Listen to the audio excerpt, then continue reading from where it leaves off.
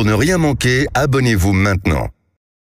Le face-à-face d'André Berkoff avec Anne de Guigné, grand reporter au Figaro, pour son livre « Ils se sont si souvent trompés, 10 grandes erreurs politiques qui ont bouleversé l'économie mondiale » aux éditions du Rocher. Bonjour Anne de Guigné. Bonjour Lucien. Alors, Anne de Guigné, effectivement, ils se sont si souvent trompés. D'ailleurs, ils continuent peut-être à le faire, enfin on en parlera. Mais vous parlez, c'est intéressant d'abord de rappeler, vous racontez dans votre livre 10 erreurs monumentales. Je sais qu'il y en a d'autres, vous le dites vous-même, mais ça remonte donc à Dioclétien, l'Empire romain, juste avant Constantin et la conversion, jusqu'à aujourd'hui, effectivement, les 35 heures, etc., etc. Moi, la question que je vais vous poser, alors je cite parce que vous parlez de vraiment, je recommande votre livre parce que vous parlez effectivement aussi bien de ce qui s'est passé à Venise en 1297, au XIIIe. Vous parlez de John Law, c'est assez extraordinaire. Vous parlez de Rockefeller, de Philippe le Bel. Faillite de Philippe II d'Espagne, la création monétaire incontournable de John Law, le tsar Nicolas Ier, effectivement, comment il a amené la révolution un peu plus rapidement que d'habitude, l'austérité, les 35 heures. Mais dites-moi, alors, il y a quand même une question qui court et que j'avais envie de vous poser au départ. Tous, vous avez enquêté là-dessus, et au fond, est-ce que c'est vraiment les politiques qui décidaient? Parce qu'on dit aujourd'hui, pourquoi je vous pose la question, on dit oui mais c'est plus les politiques, c'est les financiers et les économies qui commandent les politiques. Et là, est-ce que c'était vraiment où ils étaient influencés par tel ou tel conseiller? Oui, c'est une excellente question et je pense et dire dans tous les exemples, même si on remonte à l'Empire romain, vous avez cette tension entre le politique qui doit trancher et les conseillers donc qui conseille. Mais je pense justement la force du politique, c'est que c'est lui qui décide. Et vous avez l'exemple de Churchill qui est assez impressionnant. Donc après la Première Guerre mondiale, qui va faire une erreur et qui l'assume assez bien. Il est nommé ministre des Finances. Il est très heureux. Son père avait eu ce poste, donc évidemment c'est un très beau poste. En plus voilà, il y a un côté sentimental. Il revient en politique. Il est éloigné du parti. Et il a une grande pression de la City pour surévaluer la livre. Il étudie la question, il dîne avec Keynes, qui lui dit qu'il n'est pas encore le monstre. Le grand John Maynard Keynes. Voilà, il n'est pas encore le monstre à l'époque qu'on connaît aujourd'hui, mais qui est déjà un des meilleurs économistes anglais. Ouais. Et Keynes lui dit c'est une énorme sottise. Dans quelle année ça? C'est juste après la Première Guerre mondiale. Juste après, c'est ça, après 18. Voilà, c'est ça, dans les années 20. Et malgré tout, voilà, il tranche. Et d'ailleurs, il dit « J'ai peur de faire une erreur de sacrifier l'industrie pour la finance », ce qui sera exactement le cas. Mais on voit qu'il a écouté tout le monde, il a eu des avis très contre, et il tranche. Et moi, je crois que c'est ça, c'est le rôle, et c'est le rôle du politique, d'écouter les avis des uns et des autres. Le politique ne veut pas tout savoir, mais à un moment donné, d'avoir cette vue, cette idée d'être capable de trancher, et parfois de se tromper. Et on voit, Churchill, une fois de plus, c'est un excellent exemple, parce que on voit à quel point c'était un excellent politique, et pendant la Seconde Guerre mondiale, le courage qu'il a eu, la clairvoyance. Mais alors Anne de Guigné, justement, non mais c'est très intéressant parce que, ok, il tranche, mais est-ce qu'il tranche, alors aussi je vous demandais ça, mais peut-être ça demande, est-ce qu'il y a la motivation électorale qui joue? C'est-à-dire, il dit, je pense, parce que vous parlez beaucoup de, vous savez, de le gel des prix, etc. Là. Il dit, oui, d'accord, vous êtes bien gentil, vous, avec vos histoires d'économie, mais moi, j'ai une élection bientôt, et qu'est-ce que je fais? Ça joue, mais il faut reconnaître que c'est aussi un élément important. Moi je passe beaucoup de temps avec les économistes, je les aime beaucoup. On voit bien, donc ils vous mettent tout en équation, le pays, qu'est-ce qu'il faudrait faire pour que tout se redresse, il faut évidemment baisser la dette, faire ci, faire ça. Mais si derrière tout le monde est dans la rue, tout s'arrête, ça n'a aucun intérêt. Donc c'est aussi le rôle du politique justement, de voir le chemin de crête entre ce que recommandent les spécialistes, les techniciens, et puis comment l'opinion le sent. Le but c'est d'amener un pays vers vers où vous voulez, mais pour ça il faut quand même sentir la population, voir ce qu'elle peut supporter ou pas. Et donc évidemment, en permanence, il y a cette tentation de faire ce qui fait plaisir aussi, ce qui fait plaisir. Et actuellement, on le voit encore. Par exemple, vous savez, la prime sur le carburant, qui est maintenant terminée. Mais je pense à Bercy, ils avaient tout à fait conscience que, d'un point de vue économique, ça n'a aucun sens. Pourquoi ça n'a aucun sens? Parce que ça coûte très cher. Et puis en plus, vous financez des hydrocarbures à un moment donné, où on essaye justement d'en sortir, décarbonation et tout ça. Donc ça va à peu près contre tout ce que prône le gouvernement. Mais il faut aussi que les gens puissent vivre. Et il y avait ce sentiment avec l'inflation, de la colère potentielle, et donc il y a eu cet arbitrage. Et je crois que c'est quand même le rôle du politique, c'est pas non plus de mettre le pays en équation et de vous dire clac, clac, clac. Et d'ailleurs, il y a toujours ce rêve un peu des chefs d'entreprise qui vous disent ah, mais si on mettait un bon chef d'entreprise à la tête du pays, ça irait mieux. Moi, je crois pas du tout. Il y a vraiment une dimension. Non, je crois que c'est ça qui est beau dans la politique, c'est qu'il y a une dimension historique, de comprendre. Et puis de regarder, comme on dit, les Américains, the whole picture, c'est regarder le tableau dans son entièreté. Et puis de montrer, et puis surtout de montrer où on va, de montrer un sens. Peut-être ce qui manque un peu aujourd'hui, d'ailleurs, entre nous. Mais et c'est vrai que c'est si compliqué d'être un bon politique. Mais alors Anne de Guigné, mais quand même, il arrive aux économistes aussi de se tromper. Et Dieu bien sait, sûr, Dieu sait. Non, bien sûr. Non, mais, et c'est aussi, il faut voir que les économistes, leur boulot principal, c'est d'analyser le passé. Et tout le temps, on leur demande, mais aidez-nous, qu'est-ce qui va... Aidez-nous, prévoyez un petit peu la suite. Et en fait, c'est pas tellement leur boulot, donc ils le font parce qu'ils ont aussi envie d'être flattés, d'être invités à l'Élysée. Mais ils sont pas plus, ils se trompent souvent. C'est ça qui est la beauté aussi de la société, c'est que et des êtres humains, c'est que les comportements peuvent pas être mis en équation. Voilà. Après Shakespeare et la comédie des erreurs, Anne de Guigné écrit « Ils se sont si souvent trompés ». On va en reparler après une toute petite pause. Et restez bien avec nous, on se retrouve tout de suite. Et vous avez la parole sur Sud Radio pour interagir avec notre invitée Anne de Guigné pour son livre « Ils se sont si souvent trompés ». 0826 300 300, on se retrouve tout de suite. Et je suis pas le seul quand on voit les erreurs qu'ont commis un certain nombre de politiques et d'économistes. Anne de Guigné, ils se sont si souvent trompés aux éditions du Rocher. Très intéressant parce que vous nous rappelez et des gens extrêmement connus, attention, extrêmement célébrés. Ben oui, mais aussi, vous avez parlé de Churchill. Alors, qu'est-ce qui s'est passé avec John? On dit Lass ou Law? On entend les deux. Je crois qu'il faudra dire Lass, mais comme tout le monde, c'est un peu un snobisme, comme tout le monde dit Law, je pense qu'on peut dire Law. Alors, qu'est-ce qui s'est passé avec lui? Racontez. Lui, c'est très intéressant. Lui, c'est un garçon qui est grandi en Écosse, qui est un fils d'un marchand de bijouterie, en fait. Et à l'époque, du coup, comme il y a beaucoup, à l'époque, c'est de l'argent, ce sont les matières précieuses, l'or et l'argent. Oui. Et, enfin, la monnaie. Et du coup, les bijouteries deviennent des banques parce qu'ils sont stockés dans l'arrière-boutique de l'or. Et donc, très vite enfant, il a l'habitude il s'intéresse aux questions financières.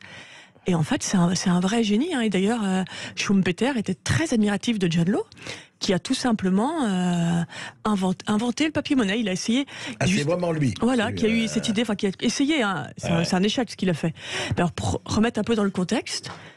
Donc voilà, lui c'est un aventurier, un espèce de don Juan financier. On pourrait passer toute l'émission sur sa vie qui est très amusante. Mais donc il arrive en France au moment du Régent, après la mort de Louis XIV. D'accord. Et à ce moment-là, les finances publiques françaises sont dans un état dramatique. Et d'ailleurs c'est drôle, j'ai regardé, ils sont exactement dans le même état qu'à la sortie du Covid. Vous avez une dette qui est égale à 10 fois les recettes. Comme aujourd'hui. Des recettes fiscales. Ouais. Donc c'est assez.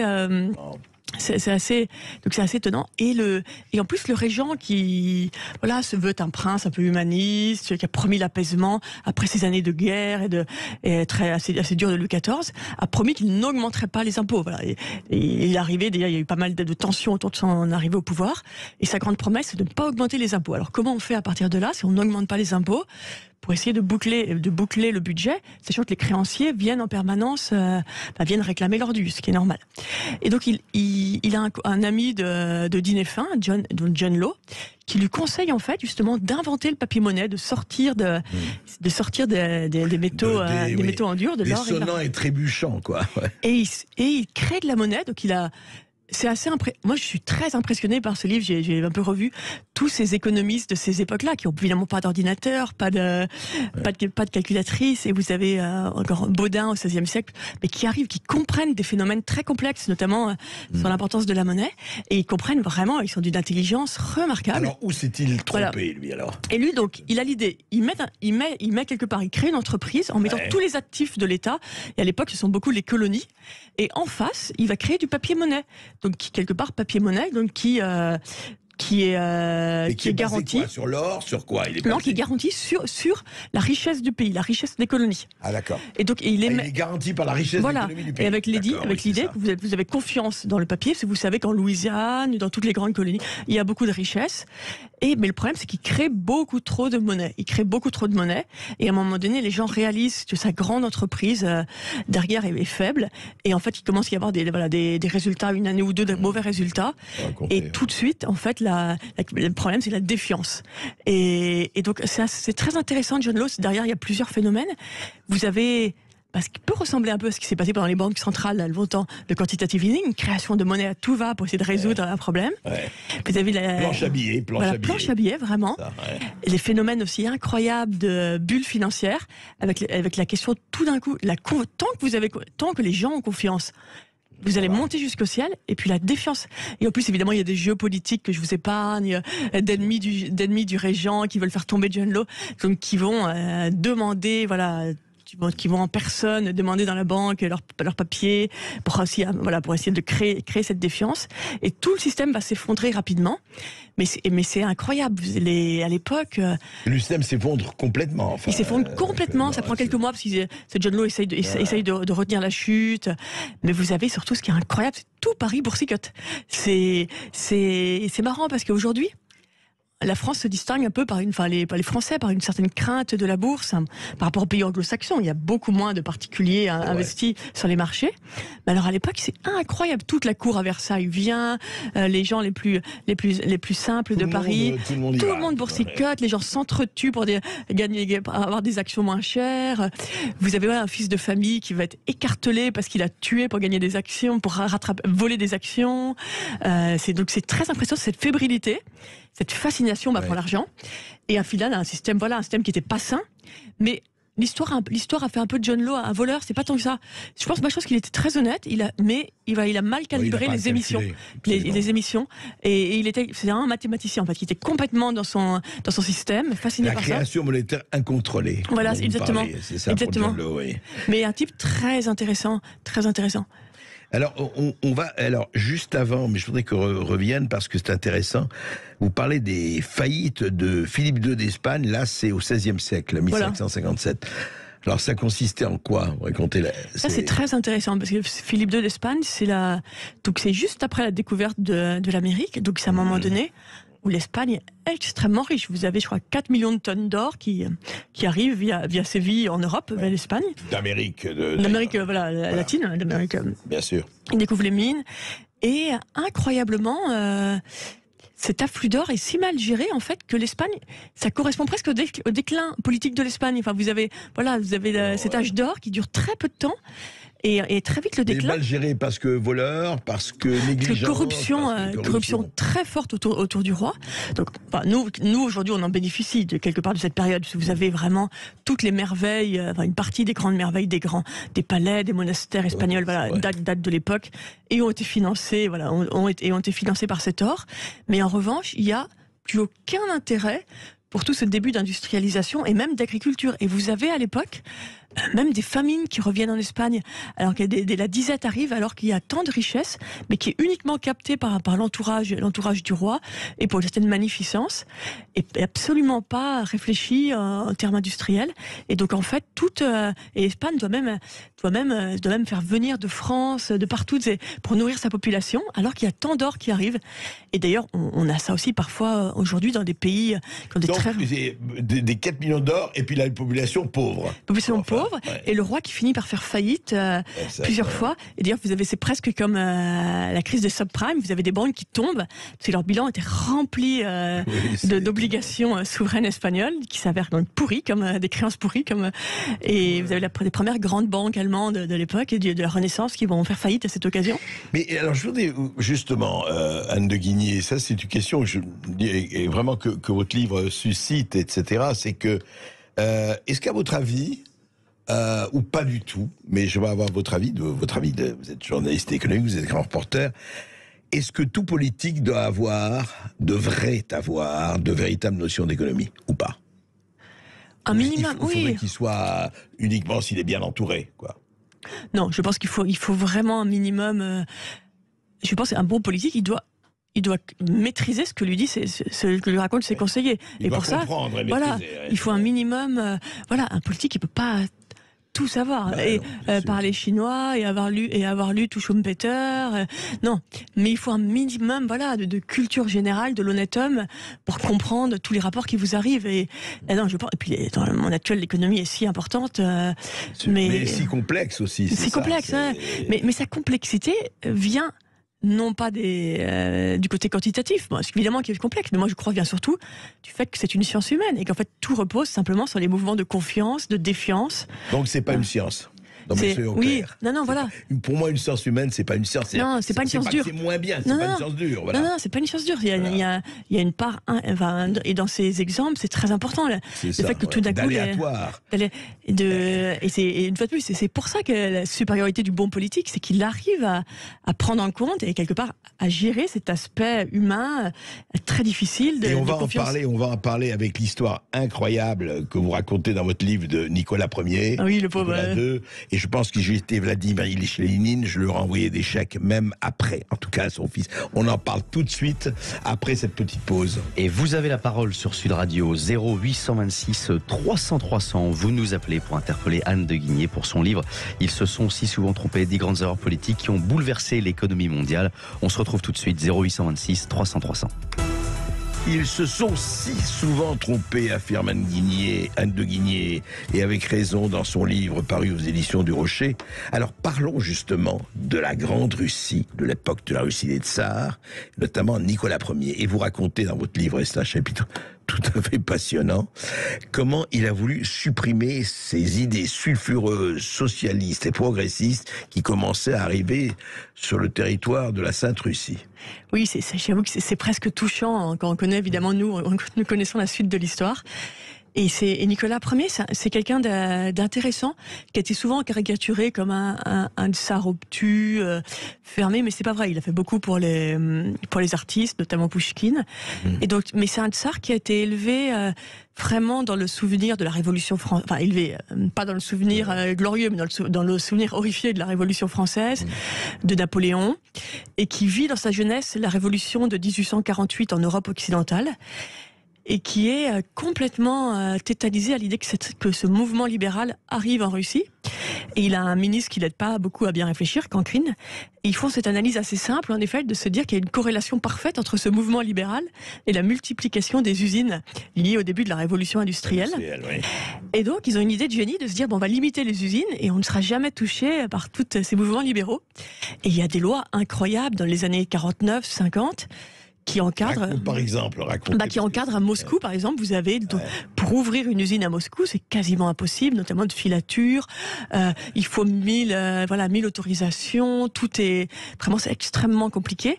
Et ce qui est absurde, c'est qu'en fait, la Russie avait très bien entamé la révolution industrielle sous Pierre le Grand et surtout Catherine le Grand, qui était une très grande femme d'État, Catherine la Grande. Il y a vraiment un début d'aciérie, de textile. Donc la Russie était tout à fait au niveau de l'Angleterre, tout au début de la révolution industrielle. Et sauf qu'elle ne prend pas le tournant que prennent les autres à cause de Nicolas Ier. Et donc qui interdit quasiment l'ouverture autour de Moscou, donc Moscou capitale, carrément aucune usine. Et ce qui explique en partie pourquoi les tsars de la fin du 19e, notamment Nicolas II, ont dû accélérer énormément l'industrialisation. Il lui avait un très bon ministre, Sergueï Vite. Et voilà, on sait comment tout ça s'est terminé. Donc les villes ont grossi extrêmement vite. À Saint-Pétersbourg comme Moscou, beaucoup d'usines, aucune classe moyenne. Donc vous gardez cette aristocratie qui s'appuie sur les serfs. Toujours énormément de paysans, qui ont été libérés en 63, mais qui restent des gens très pauvres. Et vous n'avez pas de classe moyenne qui aurait pu soutenir un régime plus libéral. Et donc à un moment donné, voilà, on connaît l'histoire, tout ça explose. Mais voilà, donc c'est vrai qu'on voit les grandes discussions de Nicolas Ier, 70 ans plus tôt, voilà, on est presque un peu touché pour lui. On se dit, oh là là, quel... A posteriori, non mais c'est très intéressant.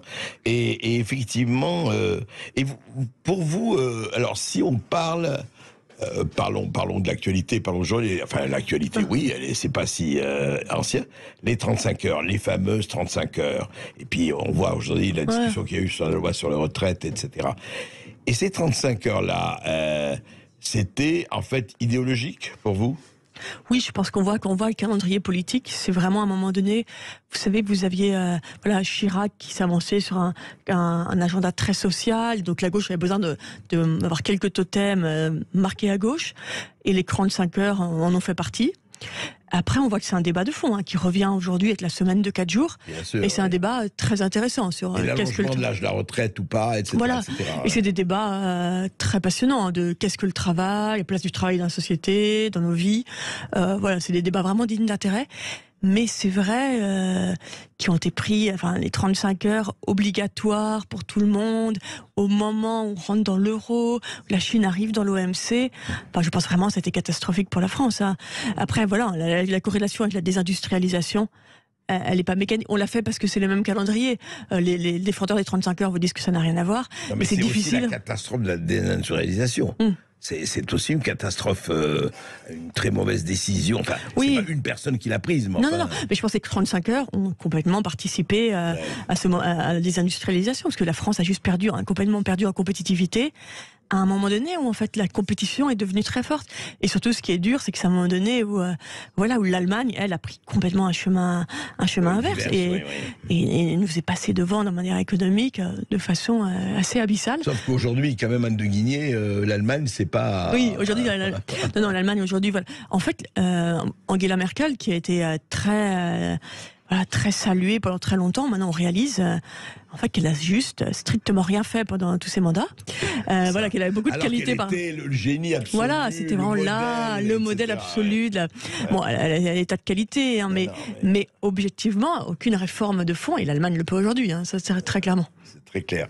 Et c'est très intéressant vraiment de voir cette espèce de va-et-vient, de duel. Et puis comme vous dites, le politique doit trancher, c'est lui qui tranche, en principe et en pratique. Et on a l'impression que, au fond, après, on est là, on commente, je veux dire.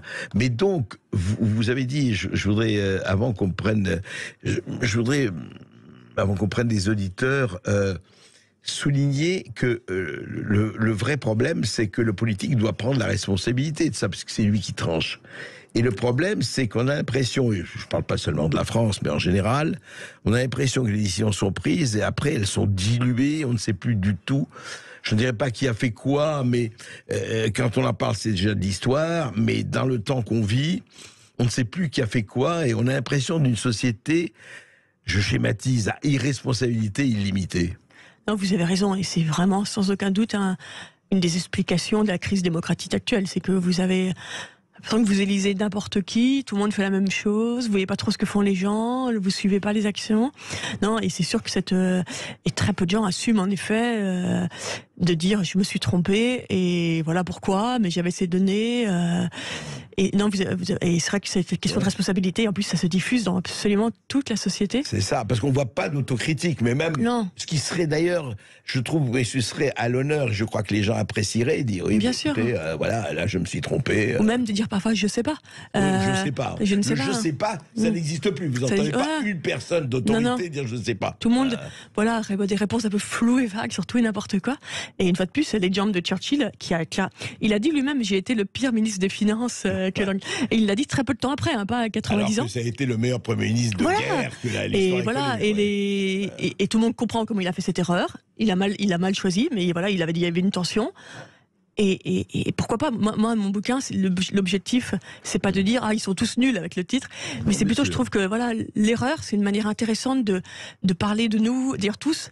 Quand on tente quelque chose et qu'on se trompe, ça dit quelque chose. Ça dit quelque chose de ce qu'on a fait, de ce qu'on a essayé. Et je trouve que c'était une manière intéressante de parler de la politique économique. Oui, c'est vrai. Et se tromper, c'est complètement normal. Mais en effet, si on l'assume, on le rectifie.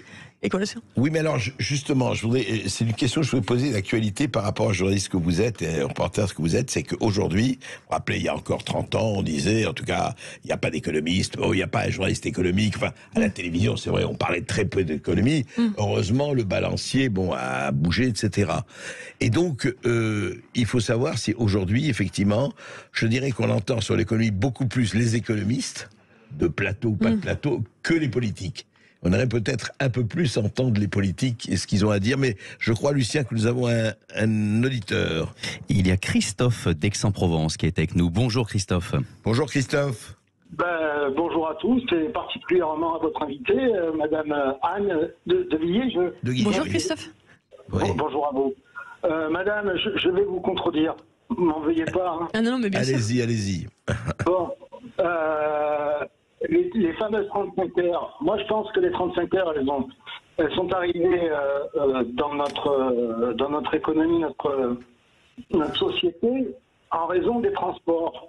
Je ne suis pas de la région parisienne, mais pour se rendre à son lieu de travail en région parisienne, il faut à peu près 2 heures.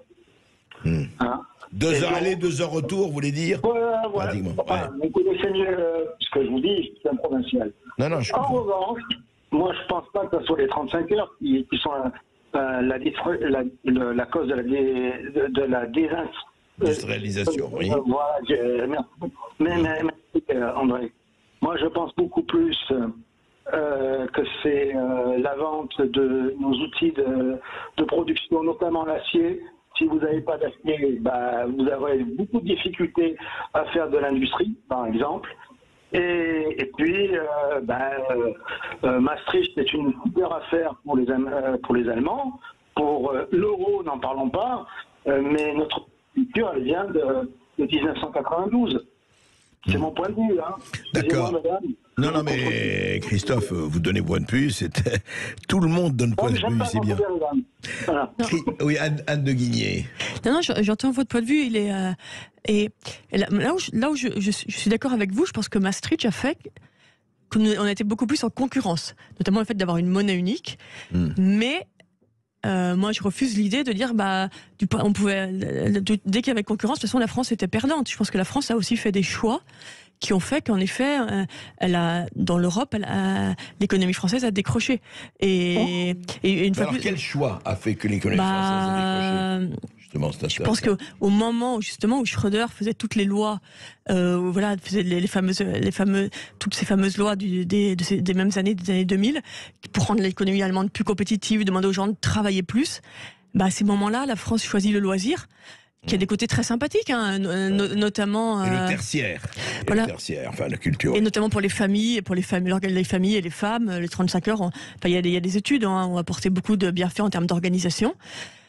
Mais en termes de compétitivité économique, vous avez 2 pays, et qui, c'est vrai, à partir de Maastricht, se comparent directement, qui font pas les mêmes choix, et ça devient difficile. Et il faut voir, non, mais on a quand même... Moi, je refuse le côté un peu facile de dire tout ça, c'est l'Europe. La France est encore responsable de beaucoup de choses, et on voit depuis 10 ans. Vous voyez, nous, notre endettement n'a cessé de prospérer, de grandir. Et les autres États, des États comme la Grèce, l'Espagne, le Portugal, la Belgique, ont redressé leurs comptes. Ils ont fait des efforts, c'est compliqué. Ils ont réussi à les faire accepter, ils les ont fait. En France, on n'y est pas parvenu. Donc voilà, et d'ailleurs, je trouve que c'est plutôt satisfaisant de se dire qu'on est encore aux manettes, on a une part de responsabilité. En effet, ce qui est atroce, c'est d'être responsable de rien. Mais Je peux vous contredire à nouveau? Bien sûr. Allez-y. Alors, vous avez en partie raison, bien sûr que si on ne gère pas nos finances publiques, on aura de grosses difficultés. On a de grosses difficultés. Mais il n'empêche que nous avons vendu des chinés, donc l'acier, Alstom, n'en parlons pas, etc. Comment voulez-vous avoir un outil industriel quand vous vendez à l'encan vos bijoux de famille? De famille. Non, mais vous avez raison, mais là, une fois de plus, c'est un sujet français, c'est pas lié à Maastricht, parce que je trouve trop de... Pardon, je vous écoute, pardon. Non, allez-y. Bon, allez-y, madame.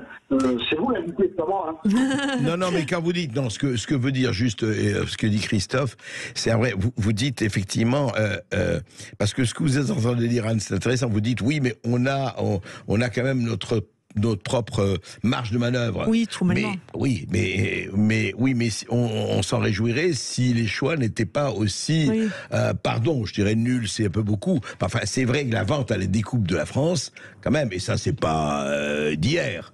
c'est quand même très embêtant. C'est-à-dire ce choix de désindustrialisation, ce choix d'envoyer, je schématise exprès, Doliprane et paracétamol en Chine, enfin toute la fabrication, on a eu des médicaments. Ce choix de dire, bon, bah écoutez, les turbines, etc., ça fait rien, allez, General Electric est là, allez, je ne sais quelle industrie allemande est là, on avait énormément d'atouts il y a encore 30-40 ans, et alors, mais ça revient ils se sont souvent trompés. Quelle est cette...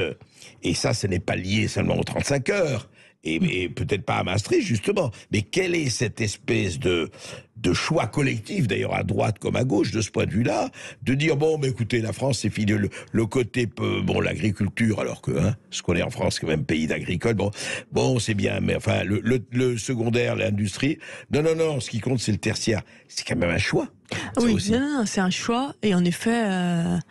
catastrophique. On le paie aujourd'hui, surtout en termes, voilà, on voit bien des territoires entiers où il y a très peu d'emplois, il y a des résonances, enfin, il y a des conséquences, notamment démocratiques, importantes. Ça, c'est votre prochain bouquin. Il y a un chapitre à ajouter là. Oui. Non. Ouais. Mais ce qui est intéressant, c'est voir ce choix. Il y a aussi une question, je pense. Moi, mon bouquin, c'est plus sur les politiques et leurs conseillers, des chefs d'entreprise. Vous avez sans doute que l'environnement économique n'était pas le plus porteur, mais vous avez aussi, les entreprises françaises ont délocalisé bien plus que les autres. Vous avez des stats. Bien plus que les autres. Vous avez des stats, les entreprises automobiles, je crois, à un moment donné, ont 60% de leurs employés hors de France, quand les Allemands en ont 30%. Donc, il y a quand même cette question aussi d'intérêt du pays, qui a quand même été pas tellement pris en compte. Et vous avez pour d'autres invités, un livre intéressant là d'Yves Perrier et François Eval qui parle de ça, de l'idée de recréer un pacte entre les entreprises et l'État. C'est une question de savoir est-ce que tout le monde soit un peu aligné dans l'intérêt. Là-dedans. Alors Anne de Guigné, juste pour revenir à votre livre, est-ce que tous les gens que vous avez sur lesquels vous avez enquêté, bien sûr, vous n'avez pas interviewé Philippe le Bel, c'est dommage. J'aurais bien aimé. Est-ce qu'ils se sont... Alors, vous l'avez dit pour Churchill, mais est-ce certains ont reconnu aussi qu'ils s'étaient trompés, comme Churchill ou d'autres? Enfin, est-ce qu'ils, dans leurs interventions, ou dans leurs confessions, etc., ou pas? La plupart ont dit non, mais... La plupart, non. Philippe le Bel, c'est incroyable. Vraiment, c'est après lui le déluge. Mais après, ce qui est intéressant, c'est qu'il faut voir... Parfois, notamment dans le cas de Philippe le Bel, Philippe le Bel, c'est le premier grand roi français qui a une ambition, qui veut faire de sa dynastie une des premières dynasties en Europe. Et avant, le roi de France, c'est le premier des seigneurs, avec des tas de seigneurs, un pays très morcelé. C'est lui qui vraiment... Lui qui acte l'État moderne. 1300, voilà, ouais. l'État moderne, centralisateur, qui met tous les autres seigneurs sous sa coupe. Donc voilà, il est tout tendu vers ça. Et le fait d'absolument écraser tout le monde d'impôts, c'est pas du tout son problème. Donc voilà, il faut voir aussi chacun son objectif. Et donc, lui, il a dit voilà, on va imposer tout le monde, on va faire un État extrêmement fort. Voilà, État extrêmement fort. Et d'ailleurs, c'est lui qui permet à Louis XIV d'être c'est le plus enfin, il est vraiment, c'est le premier roi qui pense un État très fort, très intelligent. Il se sert d'Aristote pour essayer de vendre son idée du bien commun, d'être le roi. Mais par contre, son fils qui reprend, qui hérite de tout ça, d'un pays. Enfin, donc lui est complètement dans son idée. Les Français suivent beaucoup moins, c'est absolument furieux. Ouais. Et son fils, c'est sa façon de dire désolé, on s'est mal débrouillé. Ouais. Première chose qu'il fait, c'est qu'il pend Enguerrand de Marigny, qui est le ministre des Finances de son père. Donc voilà, Donc voilà, c'est un peu une façon d'acter que tout n'avait pas été parfait. Mais il laisse son fils le faire. Et après, c'est selon les caractères. J'avoue que Dioclétien, je me souviens plus trop si... On va pas vous reprocher de pas souvenir si Dioclétien s'est repenti ou pas, enfin oui. Peut-être pas. Mais au fond, l'impression qu'on a aussi, c'est que à chaque fois, et c'est vrai dans des circonstances extrêmement différentes, c'est vrai que c'est toujours... En fait, c'est l'humain. C'est-à-dire qu'on ne peut pas... C'est là où c'est une science humaine. L'aléatoire, c'est que moi un jour je décide ça, mais ils le décident pas évidemment, on va pas les prendre pour des rigolos, mais il y a quelque chose de très arbitraire dans tout cela, quoi. Il y a quelque chose de tout d'un coup, je pense que c'est un peu c'est la politique, hein, c'est un métier, il faut savoir décider et de sentir, d'avoir des convictions déjà, de pas juste décider à chaque étape pour faire plaisir aux gens. Écoutez, oui, je me rappelle, je vous en parlais pas ici, mais l'histoire du franc, d'évaluation du franc de Gaulle. Oui. En 68, c'était à... non, attendez, je veux pas... 58, C'était 50... Non, c'était en... Non, parce que je me rappelle, j'étais à l'Express à l'époque, ça ne me rajeunit pas, c'était en 74, 75... Non, alors c'est pas ça du tout. Quand De Gaulle, vous savez, il était question de dévaluer, De Gaulle a dit on ne dévaluera pas. Oui, j'avoue que je n'ai pas les dates exactes, mais parlant de De Gaulle, est-ce que c'est intéressant l'histoire de l'euro? Giscard était déjà le grand européen, etc. En disant bon, avant Maastricht et avant tout cela, effectivement. Mais pour vous, comme ça, quand on regarde, et les économistes et les chefs d'entreprise que vous voyez, au fond aujourd'hui, ça m'intéresse. L'euro. Il trouve c'est très bien, il n'est pas question de sortir de l'euro, ou il se pose des questions? Non, aujourd'hui, il n'est pas question... D'ailleurs, vous voyez même les partis politiques qui le soutenaient, cette idée ne le soutiennent plus. Personne... tout le monde est d'accord. En fait, le problème, c'est qu'aujourd'hui, on est dans un entre-deux. En fait, vous avez construit l'euro, donc après une banque centrale, sans trésor commun. Donc, avec des politiques budgétaires différentes. Et l'idée, c'était on commence par cette brique, et puis on va aller après. Et le problème, c'est la politique est bloquée, donc on n'arrive pas à aller à l'étape d'après qui ferait que ça marcherait mieux. Donc il y a tout le temps des tensions, mais aujourd'hui, et moi je pense que c'est très facile, c'était un bouc émissaire tellement facile l'euro, justement par rapport à tous les renoncements dont on a parlé tout à l'heure. Moi je pense que l'euro a quand même beaucoup apporté à la France, mais aujourd'hui il manque justement cette vision politique, c'est qu'il n'y a plus que... Et l'Europe, l'Union Européenne, l'euro, ça a marché. Que l'intendance soit l'économie. Voilà, ça a marché parce que c'était une vision politique très très clair de personnes qui avaient vécu la guerre, et le but c'était la paix avant tout, avant de faire de la compétitivité économique. Et aujourd'hui c'est vrai qu'on voit bien et Emmanuel Macron avait cet espoir d'arriver, mais on voit bien qu'il s'est complètement fracassé, il reste absolument rien de ça. La paix en ce moment c'est pas ce qu'on vit le plus. Non. Non. Et d'ailleurs il y en a qui disent que l'Ukraine peut-être pourrait relancer le malheur de la guerre en Ukraine, pourrait relancer le projet européen en montrant, en redonnant un sens à ce projet. Mais c'est sûr que l'Europe, c'est très intéressant. On voit vraiment l'impulsion politique au début, et puis là, l'envasement dans des trucs techniques. En fait, tout se passe, et on revient à tout se passe comme s'ils avaient laissé, que les politiques avaient laissé absolument le pouvoir, je dirais pas aux financiers, quelque part quand même, non? Il manque d'incarnation politique en Europe, c'est très clair, et c'est pas Ursula von der Leyen on s'est dit on va mettre une personnalité au-dessus de la Commission. Bon, je pense pas qu'elle est vraiment, elle a fait de son mieux, mais elle est pas, c'est pas une politique, je dirais. Non. Et le Parlement européen qui connaît les députés européens, mais c'est sûr qu'on a aujourd'hui un problème on est vraiment, c'est ça, on est au milieu du gué, on est avancé très loin dans le processus.